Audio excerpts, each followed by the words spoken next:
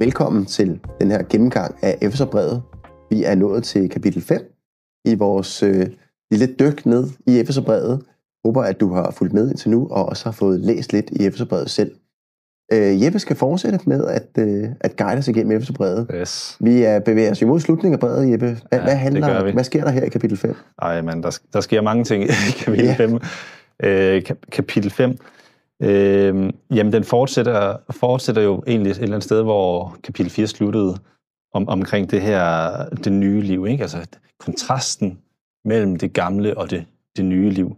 Og der kommer til at lige være nogle ting, som vi skal lidt henover, fordi at der er så meget simpelthen at komme ind på i kapitel 5 her.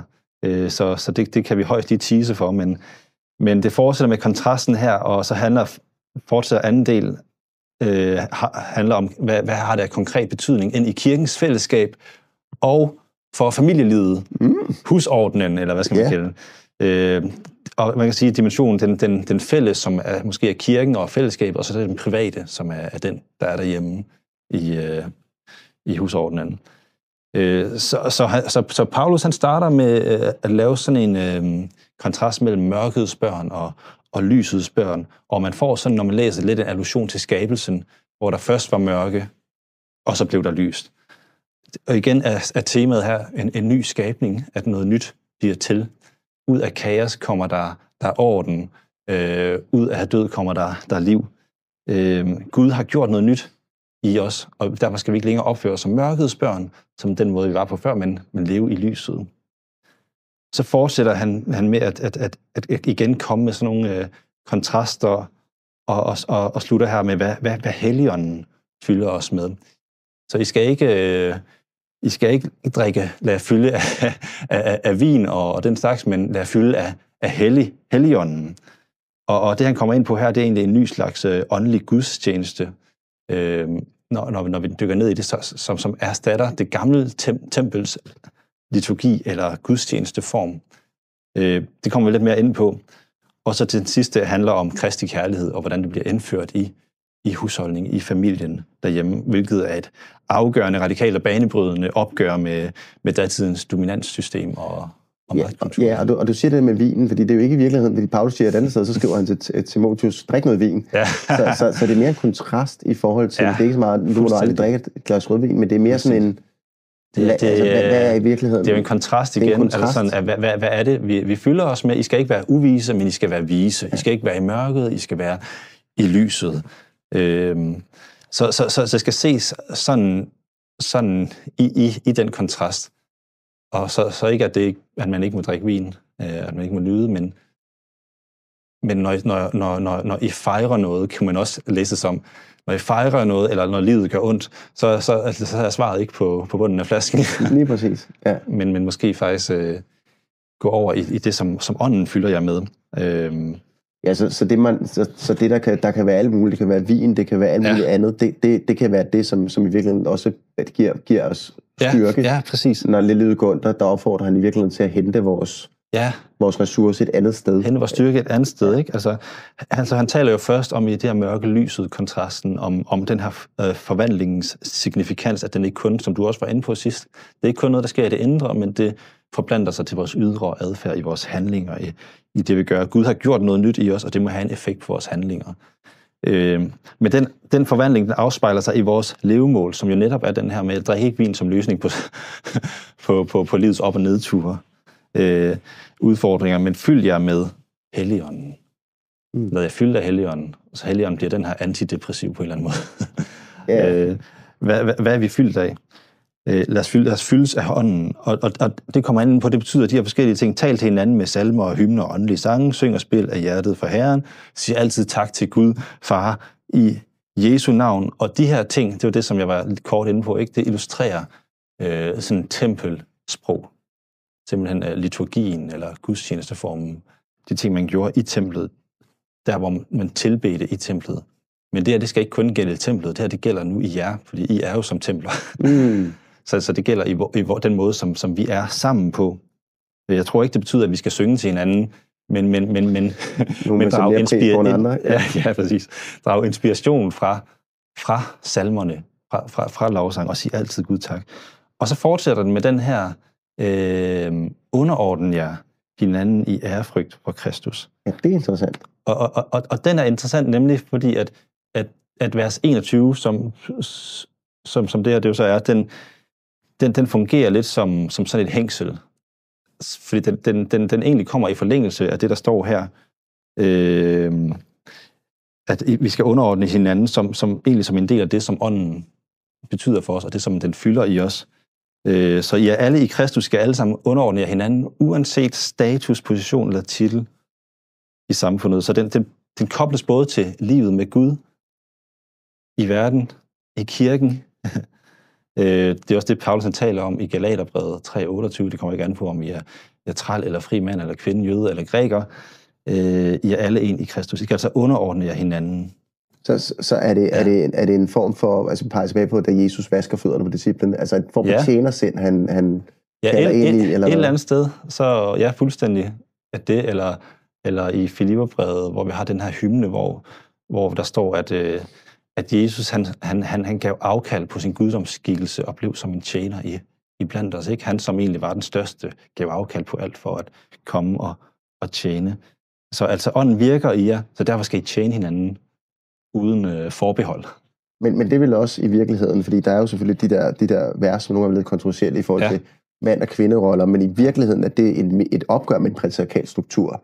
Ja. Altså, fordi på det tidspunkt er der jo en ret klar magtfordeling, hvor manden har en meget klar rolle, men helt pludselig begynder Paulus også at tale om og under hinanden, men også at elske hinanden, som Kristus elsker kirken og alle de der ting. Præcis, fordi den er nemlig to del, fordi den første handler jo netop om sådan den her, i forhold til hinanden, I som færdes sammen, I som er kirken sammen, og der vil man jo komme fra mange forskellige sociale lag, og der vil være forskellige, der vil være mænd og kvinder, og der vil nok også være slaver, og alt sådan noget iblandt.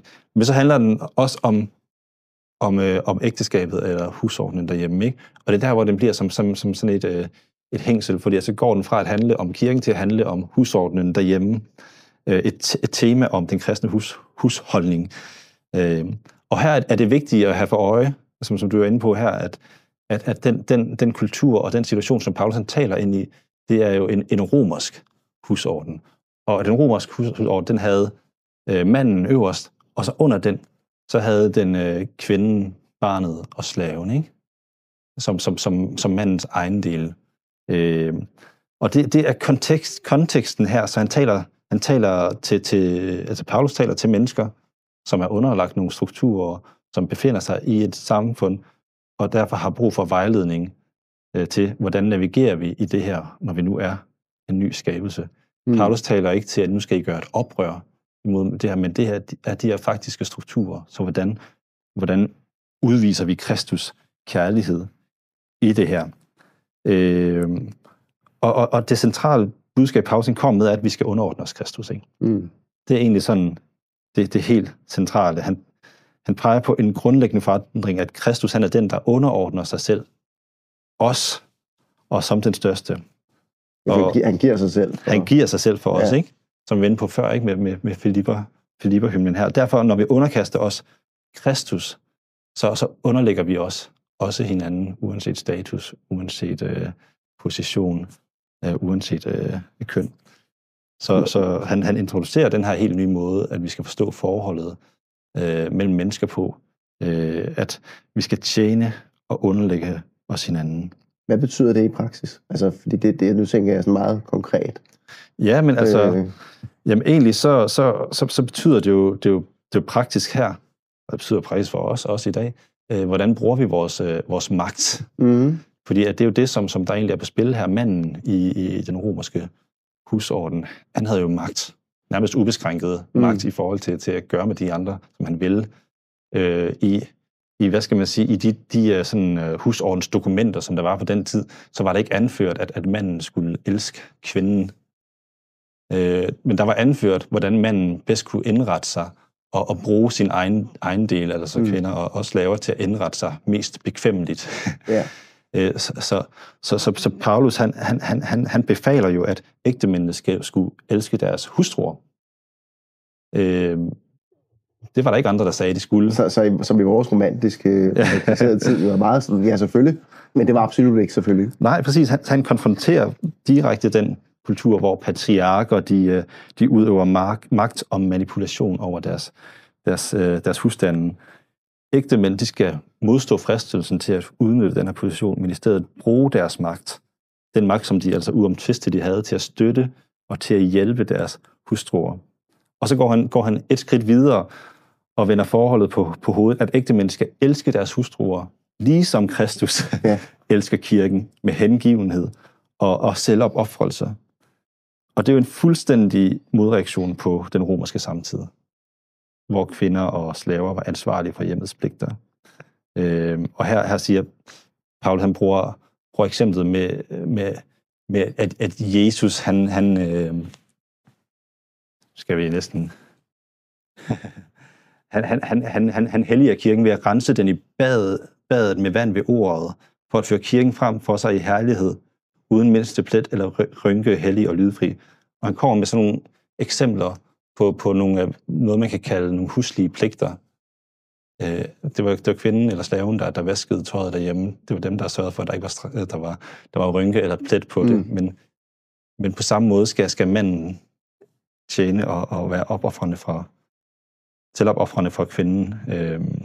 Så det rækker langt ud over det ideal, der var i den her samtidige kultur, hvor magt og dominans var normen. Så det handler om at underkaste Kristus, at bruge magt til at tjene andre, og ikke til at dominere. Og det tænker jeg også er en god udfordring at tage med i vores tid, afhængig af, hvor man er, hvilken position man har. Så tænke, i min position, hvordan bruger jeg den magt, som jeg er blevet givet? Ja, fuldstændig. Ja, med de ord, tak til dig, Jeppe, for den her gennemgang af kapitel 5. Vi håber, du har været glad for at kigge med og lytte med derude. Som altid, så kommer der nogle spørgsmål, som du kan tænke over, eller som I, hvis I sidder flere sammen, kan få talt om her bagefter. De kommer frem på skærmen, og ellers er de også i noterne til den her episode. Og så ses vi forhåbentlig næste gang, hvor vi skal i gang med den allersidste del af Efeserbrevet.